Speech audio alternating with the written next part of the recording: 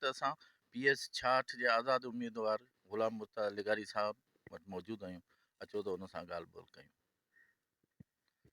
साईं, इलेक्शन जे हवाले सां तव्हां। सर PS 66 ते असां फॉर्म भरायो आहे आज़ाद हैसियत ते, ऐं इंशाअल्लाह ताला असां इलेक्शन जी मुहिम शुरू करे छॾी आहे ऐं फॉर्म जमा थी वियो आहे। ऐं जेके बुनियादी सहूलियतूं न हुअण जे करे इहो असीं ईअं सम्झो त जहाद पिया करियूं, हिन जे ख़िलाफ़ु बीठा आहियूं। माण्हुनि जो को कमु नथो थिए ऐं न रोड आहिनि न रस्ता आहे, को बि तालीमी जेके इदारा आहिनि, ॿियो त चयो तालीम जेके इदारा आहिनि उहे बि न तबाह करे ॾिया।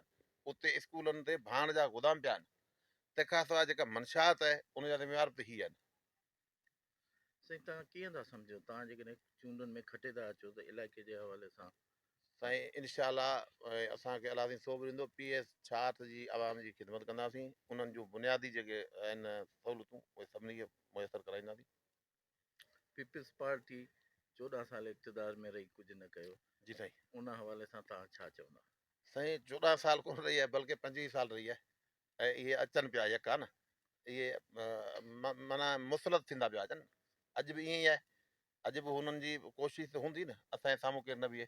असां बीठा आहियूं, सॼी संगत साथ असांखे मोटनी आहे ऐं इंशाअल्लाह सभु बिरादरियूं असां सां गॾु आहिनि ऐं इलेक्शन थी खटींदासीं। तव्हां पंहिंजो मंशूर ॿुधायो। सर असांजो मंशूर इहो आहे त पहिरीं असांजी सोच इहा त तालीम ते कोशिशि कंदासीं, त तालीम बहितर थिए, ॿार सुधरनि, जेके वञी अॻिते नौकरियुनि में ऑफिसर थियनि।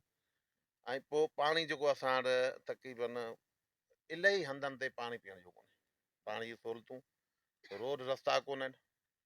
ऐं हिननि ॿी जेका मंशात जी लानत आहे, कोशिशि कंदासीं उन ते कंट्रोल थिए।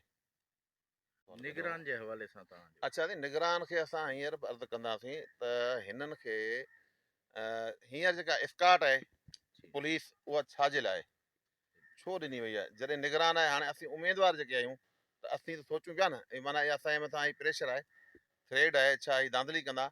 माना हिननि खां निगरान हुकूमत खे खपे त इहो स्काट वापसि कयो वञे। अगरि नथो थिए त पोइ निगरान मां असां पूरो उमीद न आहियूं।